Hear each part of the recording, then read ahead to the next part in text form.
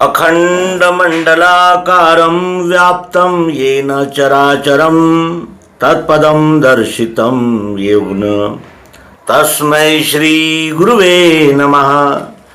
अज्ञानान्धस्य लोकस्य ज्ञानाञ्जनशलाकया चक्षुरुन्मीलितं येन तस्मै श्री गुरुवे नमः। अध्यात्म विश्व विज्ञान यूट्यूब चैनल पर उपस्थित श्रीमद् भगवद गीता को अध्ययन करने वाले हमारे प्रिय पाठक मित्र आचार्य गुरुजन सभी का इस अंक में हार्दिक स्वागत करते हैं। श्रीमद् भगवद गीता के 6वें अध्याय में भगवान श्री कृष्ण जी अर्जुन को कहते हैं, यो मां पश्यति सर्वत्र सर्वं च मयि पश्यति तस्याहं न प्रणश्यामि सच मे न प्रणश्यति। जो मुझे विश्व में देखे मेरे में विश्व को लखे, उसी के दृष्टि में मैं हूँ वो मेरी दृष्टि में बसे। क्या तात्पर्य है इसका? विश्व में मुझे देखे और मेरे में विश्व को लखे, उसी के दृष्टि में मैं हूं वो मेरी दृष्टि में बसे। अर्थात ये विश्वरूप परमात्मा के साथ पिंड ब्रह्मांड के ज्ञान विज्ञान के द्वारा आत्मबोध प्राप्त होने के अनंतर जो इस विश्वरूप परमात्मा की अनन्य भाव से सेवा करता है, उसे ये अनुभव आता है कि जो मुझे विश्व में देखे यानी विश्व में परमात्मा को देखे और मेरे में विश्व को लखे और परमात्मा में विश्व को लखे यानी विश्व को देखता है, उसी के दृष्टि में मैं हूँ वो मेरी दृष्टि में बसे। अर्थात इसका अर्थ यह है कि ये विश्व ही परमात्मा है। ये आत्मबोध जिसको हो जाता है उसी के दृष्टि में मैं यानी परमात्मा रहता हूँ और मेरी यानी परमात्मा की दृष्टि में वो रहता है, वो बसता है। इस सिद्धांत को सुनकर अर्जुन कहता है कि प्रभु आपने सही कहा, विश्व में सबको देखे और सब में विश्व को लखे यानी परमात्मा को लखे। ये तो सब सही है आपकी बात, लेकिन मैं ये जानना चाहता हूँ कि जो आपने कहा इस प्रकार का समत्व योग जो तुमने कहा, ये मधुसूदन मन की चंचलता से मुझसे हो नहीं सके। मन चंचल है कृष्ण अन्यायी दृढ़ शक्ति का, असाध्य रोकना इसका दिखे है वायु सा मुझे। ये मन जो है वो चंचल है, वायु सा दिखता है और ये महाबलशाली अन्यायी है, दृढ़ शक्ति का है। ये इसको रोकना मुझे असाध्य जान पड़ता है। ये मुझे वायु सा दिखता है, वायु जैसा चंचल और चपल ये मन है। और ये ऐसा होने के कारण, मन इतना चंचल चपल होने के कारण मैं ये जो आप कह रहे हैं ना कि समत्व योग जो आप बता रहे हैं वो इस मन की चंचलता से मुझसे नहीं हो सकता। अब मुझसे नहीं हो सकता ये कहने पर भगवान श्री कृष्ण जी उसको कहते हैं कि ये तुम्हारी बात सही है। फिरता रहे नहीं बैठे मन ये पार्थ सत्य है, अभ्यास और वैराग्य इनसे कौनतेय ये रुके। फिरता रहता है, एक जगह पर नहीं बैठता, ये सत्य है। आपकी बात ये सत्य है कि मन फिरता रहता है, कहीं एक जगह स्थिर होकर नहीं बैठता, लेकिन अभ्यास और वैराग्य इनसे ये रुकता है। ये मेरा अनुभव है। ऐसा भगवान श्री कृष्ण जी गीता के 6वें अध्याय में कहते हैं। अभ्यास क्या है? बार बार बार बार उस सिद्धांत का स्मरण, ये अभ्यास है। और वैराग्य क्या है? अनासक्ति, अर्थात जो इस बोध को प्राप्त हो गया है कि ये विश्व ही परमात्मा है, तो उसका कर्तृत्वाभिमान और फलाशक्ति छूट तो जाती है, साथ ही उसमें उसको ये भान होने लगता है कि ये जो शरीर है ये अस्थाई है, स्थाई नहीं है, ये मिला है, ये बिछड़ जाएगा। इसलिए वो इस शरीर की, इस देह की आसक्ति में नहीं फंसता।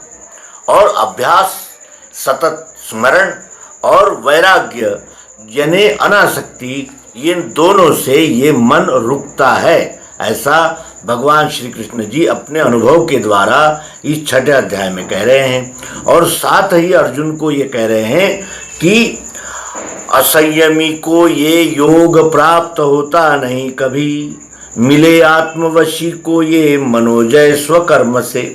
जो असंयमी होगा, जिसका मन पर संयम नहीं होगा, उसे ये समत्व योग कभी प्राप्त नहीं होते। क्यों? क्योंकि मन ये चंचल रहने से कभी मोह का प्रसंग आया तो मोहित हो गया, कभी यानी उसके मन के अनुकूल नहीं हुआ तो वो रुष्ट हो गया, क्रोध करने लगा, मन के अनुकूल हुआ तो लोभ करने लगा। इस प्रकार जो असंयमित होते हैं वो उनको ये योग साध्य नहीं होता, असंयमी को ये योग प्राप्त होता नहीं कभी। फिर किसको मिलता है? मिले आत्मवशी को। जो आत्मवश है, जिसने अपने इंद्रियां मन को काबू में रखकर रखा है, उस आत्मवशी को ये मनोजय मिलता है। कैसे? स्वकर्म से। असंयमी को ये योग प्राप्त होता नहीं कभी, मिले आत्मवशी को ये मनोजय स्वकर्म से। स्वकर्म से आत्मवशी व्यक्ति को ये मनोजय, मन पर विजय पा सकते हैं, मन पर विजय में वो सफल हो सकता है। अब अर्जुन पूछता है कि श्रद्धा युक्त कर्म योगी योग से भ्रष्ट चित्त है, योग सिद्धि नहीं पाता कृष्ण क्या गति है तिसे। श्रद्धा युक्त है, कर्म योगी है, अपने कर्म में लगा हुआ है, लेकिन योग से भ्रष्ट चित्त है, यानी वो समत्व में उसका जो मन है, उसकी बुद्धि है, वो स्थिर नहीं हुई है, द्वैत के व्यवहार चल ही रहे हैं। श्रद्धा युक्त तो है, कर्म में लगा हुआ कर्म योगी भी है, लेकिन योग नहीं साध्य हो रहा। योग का अर्थ पतंजलि योग नहीं है, योग का अर्थ है पिंड ब्रह्मांड की एकात्मता प्राप्त करने पर बुद्धि और मन में आने वाला समत्व। समत्व बुद्धि को योग कहते हैं। तो योग से जो भ्रष्ट चित्त है, वो योग को उसने प्राप्त नहीं कर पाया है।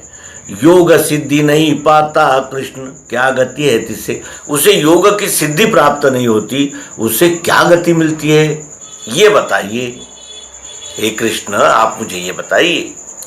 फिर ब्रह्म भाव महाबाहो नहीं है प्राप्त मोह से।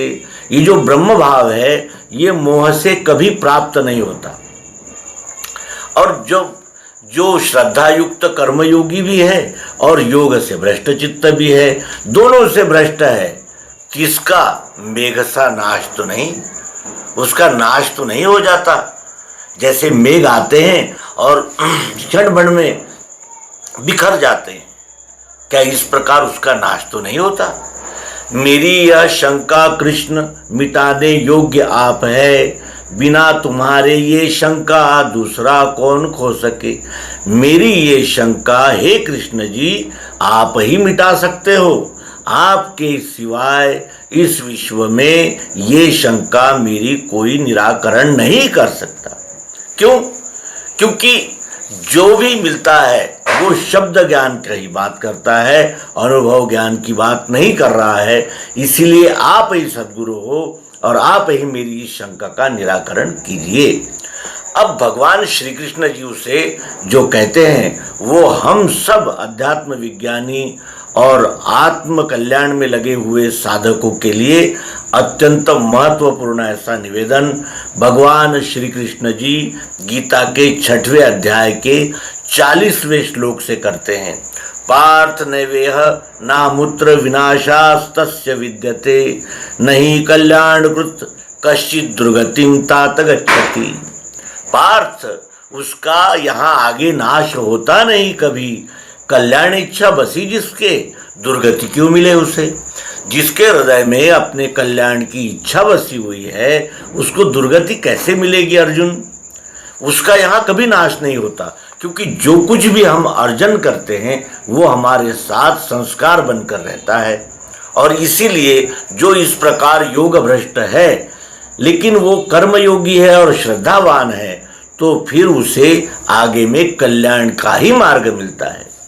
वो पुण्यवान लोगों के साथ में भोग भोग के वो यहाँ दृढ़ चित्त है, दृढ़ श्रद्धा युक्त है और कर्मयोगी है, तो वो यहाँ पुण्यवान लोगों के साथ भोग भोग के, पुण्यवान लोगों के साथ वो यहाँ अनेक भोगों को भोग करके योग भ्रष्ट जन्म लेवे निर्मल श्रीमान के यहाँ, जिसकी बुद्धि और मन से द्वैत के विकार निकल गए हैं, ऐसे निर्मल श्रीमान के यहाँ वो योग भ्रष्ट जन्म लेता है। कुछ भी व्यर्थ नहीं जाता, ये हमारे संस्कार हमारे साथ ही रहते हैं। अथवा धीमान योगी के कुल में जन्म है मिले, अथवा अगर ऐसा जन्म नहीं हो रहा है तो उसका और उसमें पर्याय क्या है? तो धीमान जो बुद्धिमान है, जिसने बुद्धि से एकोहम बहुश्याम को समझ लिया है, जिसकी बुद्धि प्रज्ञा बुद्धि है, ऋतंभरा बुद्धि को प्राप्त व्यक्ति जो है, ऐसे योगी के कुल में ऐसे योग भ्रष्टों को जन्म मिलता है। इस लोक में जन्म ऐसा होना दुर्लभ है बड़ा, इस लोक में ऐसा जन्म होना। बुद्धिमान जो सात्विक बुद्धिमान और धीमान योगी है, जो अपने आचरण से इस विश्वरूप परमात्मा की अनन्य भाव युक्त इन्हें सेवा कर रहा है और वो कर्म की फलेच्छा और कर्तृत्वाभिमान त्याग कर विश्व सेवा में लगा हुआ है, ऐसे व्यक्ति के घर में जन्म होना बड़ा ही दुर्लभ है, ऐसा भगवान श्री कृष्ण जी कहते हैं। फिर आगे क्या होता है? तत्र तं बुद्धि संयोगम लभते पौर्वदेहिकम यतते च ततो भूया संसिद्धो कुरुनंदन।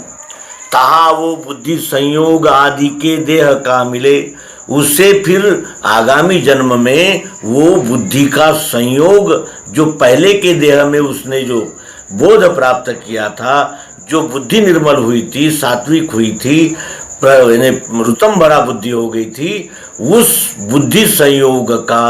बुद्धि का संयोग उसे आगामी देह में प्राप्त होता है और फिर प्रयत्न फिर करता है पार्थ वो आत्मसिद्धि का। फिर वो प्रयत्न आत्मसिद्धि का करता है, क्योंकि जैसे जितना हम डिस्टेंस पार कर लेते हैं उतने ही हम लक्ष्य के करीब चले जाते हैं। जब हम धीरे धीरे इस योग में स्थिर और स्थायी और संसिद्ध होने का प्रयास करते हैं, वैसे वैसे हमारी प्रगति होती है, हम उस अपने लक्ष्य तक धीरे धीरे पहुंचते रहते हैं। और इसीलिए जब वो बुद्धि संयोग आगे के देह का मिलता है, फिर वो आगे के लिए, उससे आगे के लिए प्रयत्न सिद्ध होता है आत्मसिद्धि प्राप्त करने के लिए। ऐसे बालपने से ही खींचे पूर्वाभ्यास से, और जब वो योग भ्रष्ट जब नवीन जन्म में आता है तो बालपने से ही उसे इस समत्व योग का अभ्यास खींचता है, उसे और उसका आकर्षण रहता है, क्योंकि उसके संस्कार साथ रहते हैं।